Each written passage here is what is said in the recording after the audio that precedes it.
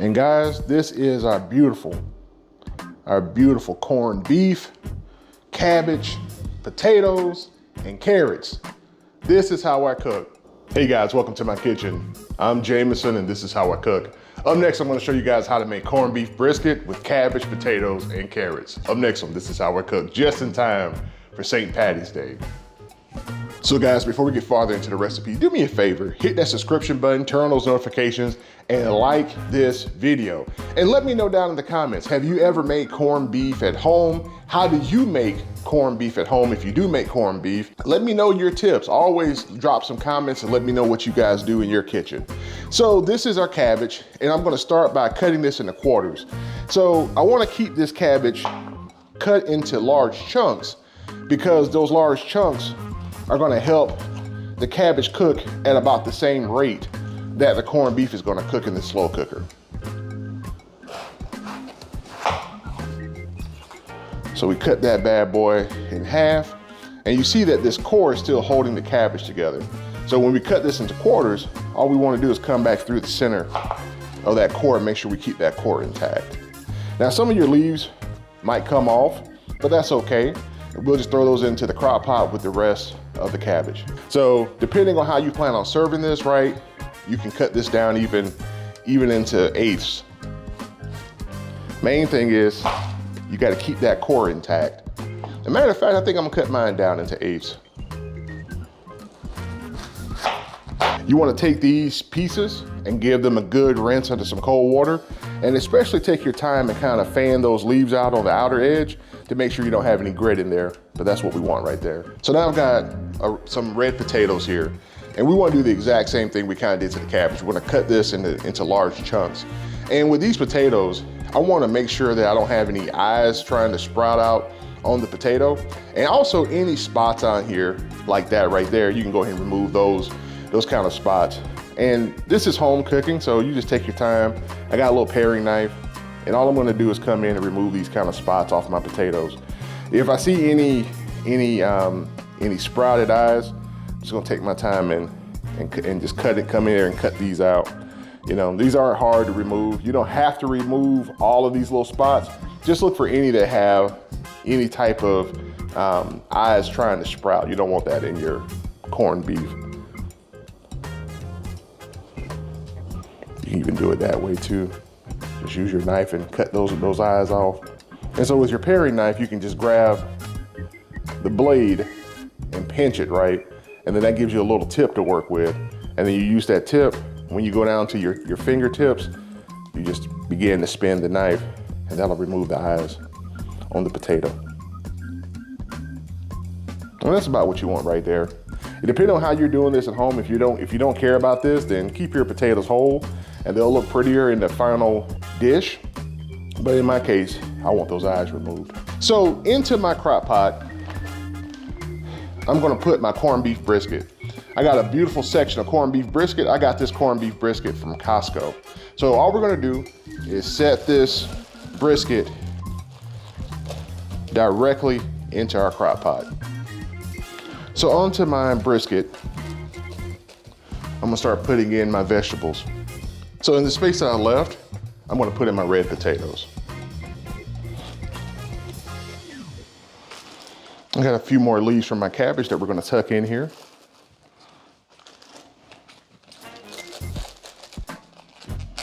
And the last thing we're gonna do is take our packet of seasonings and spices and put on top. So this is just some beef broth that I've got. This is Swanson's beef broth. You don't have to use any type of broth or stock when you make your corned beef. You could just use water, but I want a little bit extra flavor, and it can't hurt to put in beef stock and beef broth on top of something like corned beef. So I'm gonna put this in, and you wanna make sure you've got enough liquid in there to help cover your corned beef brisket in the bottom, and also to help steam and cook these veggies that we've got sitting on top of it. So at this point we're set up, we're ready to cook.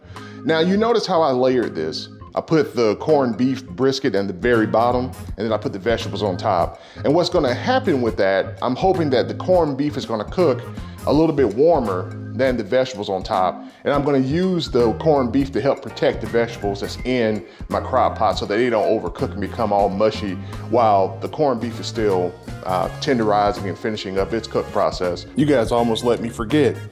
Here we've got to also add in some of these carrots. So these are just baby carrots. Hey guys, are you enjoying these videos that I'm bringing to you on my channel? If so, do me a favor, shoot me an email. My email address is down here on the screen, chefjamesonsmallwood@gmail.com.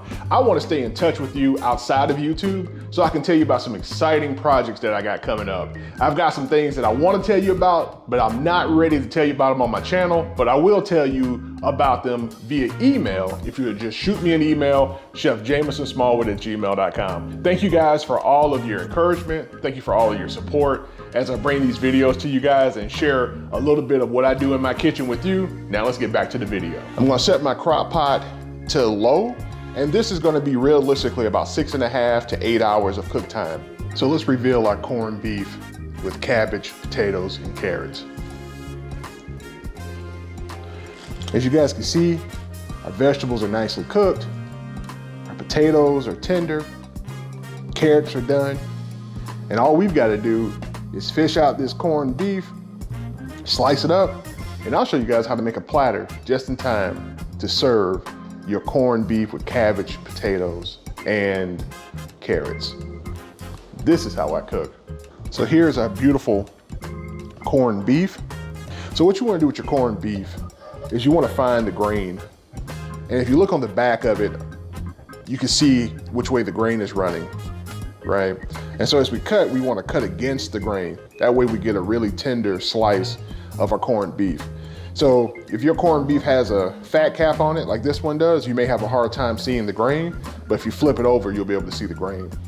And so we're just gonna take this and cut this super thin.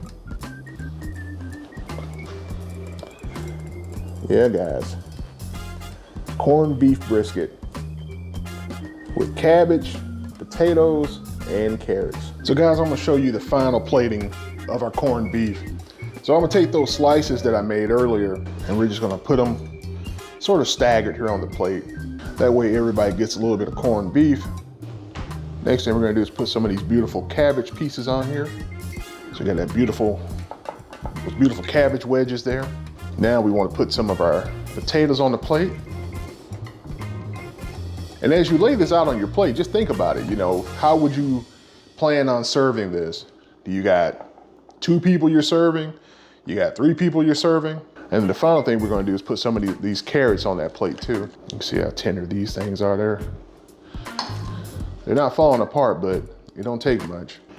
And then the last thing we're gonna do is take a ladle of that beautiful consomme that we made, that beef broth, and we just wanna pour it over our corned beef. And guys, this is our beautiful corned beef, cabbage, potatoes, and carrots. This is how I cook. Here we go, guys. Let me let you see it. See those beautiful vegetables and how tender they are? And then at the very end, that show-stopping corned beef brisket. So I've got some pieces over here carved off. Let me taste a little bit of this fatty side of the brisket.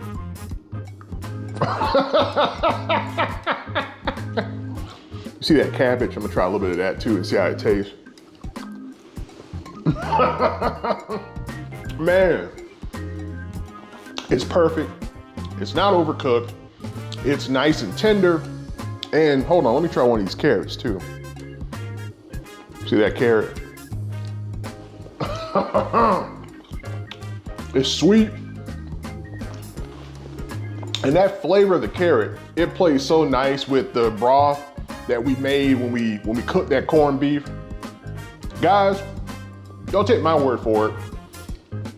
Make this recipe at home and then let me know down in the comments how good it turned out. Guys, I'm Jameson and this is how I cook. Do me a favor, I need your email address, chefjamesonsmallwood@gmail.com. Just send me an email saying I want to know. And I'm going to tell you guys about some upcoming projects that I'm working on that I'm rolling out this year. I'm not ready to tell you about them on my channel just yet, but coming soon you're going to hear about them. But if you want to be the first to know, send me an email, chefjamesonsmallwood@gmail.com. And who knows, I might have some other perks for you guys for going through the trouble of sending me an email. Guys, I'm Jameson. I love you guys. You guys take care. I've got to get back to putting this brisket away because I think my wife is going to want to try some of this later on for dinner. You guys be good and have a blessed day. Take care. Man, every time.